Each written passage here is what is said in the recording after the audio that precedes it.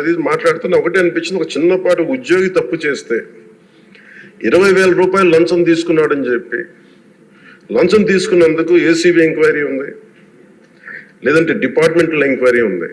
అలాంటిది రాష్ట్ర వ్యవహారాలు నడిపే ముఖ్యమంత్రి కానీ వారి సంబంధిత సభ్యులు కానీ స్టేట్ ఎక్స్చెకర్కి 18,860 కోట్ల రూపాయలు పైచిలకు ప్రప్రథమంగా ఇక్కడే మనకు తేలుతూ ఉంటే వీళ్ళు శిక్ష పడకుండా ఎలా తప్పించుకుంటారు? శిక్ష పడాలి. మనకి నైతిక బలం, నైతిక హక్కు ఎలా ఉంటుంది అధ్యక్ష? మనకి ఒక అధికారి 20,000 రూపాయలు నువ్వు తప్పు చేశావని చెప్పి ఏసీబీకి పట్టిస్తున్నావు. వీళ్ళేమో దారుణంగా 18,000 కోట్లు అటు ప్రజల్ని కనీసం వాళ్ళ క్వాలిటీలు మన లిక్కర్ మనకి తాగాలని చెప్పి ఎవరిని మనం కూర్చోబెట్టి మనం పెంపొందించట్లా నలిగిపోతాం.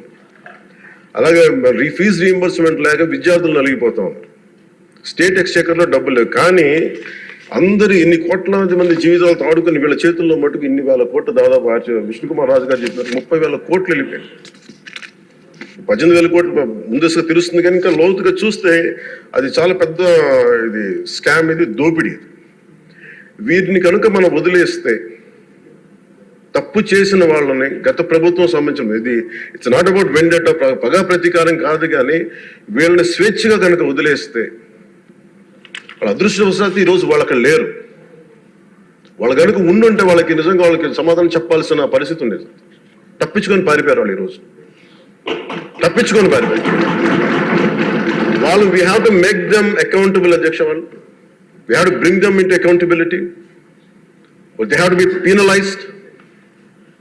వాళ్ళు దయచేసి గౌరవ ముఖ్యమంత్రి గారికి నేను మీ తరపు నుంచి ఆయనకి తెలియజేసుకున్న అధ్యక్ష, దయచేసి వీరిని please we have to penalise them sir. వాళ్ళకి సరైన శిక్ష పడాలి సార్. వీళ్ళకి తప్పించుకోవడానికి కుదరదు సార్. లేదంటే రేపు పొద్దున ఒక ట్రాఫిక్ కానిస్టేబుల్కి బలం ఇవ్వాలి అంటే ఆపగలమంటే మీ వాళ్ళు ఏమంటారు సార్? లోపల నేను చిన్నపాటి కానిస్టేబుల్ అయితే నాకేమనిపిస్తుంది, మీరు పెద్దోళ్ళు అయితే వదిలేస్తారు, మమ్మల్ని అయితే పట్టుకుంటారంటారు సార్. మనకు రూలింగ్కి, గవర్నెన్స్కి, అడ్మినిస్ట్రేషన్కి నైతిక బలం పొంది అధ్యక్ష. ఐ రిక్వెస్ట్ యూ, నేను మిమ్మల్ని ఉద్దేశించి అందరినీ హౌస్ మెంబర్స్ గౌరవ సభ్యులందరినీ గౌరవ ముఖ్యమంత్రి గారిని అడుగుతున్నాను అధ్యక్ష మీ ద్వారా. They have to be punished and they have to be penalised whoever they are. ఇది వెండెట్టా, పగ ప్రతీకారాలతో కాదు, కానీ we promised that we will bring back accountability. We promised we were going to give a clean and clear governance. We have to live up to it. Thank you.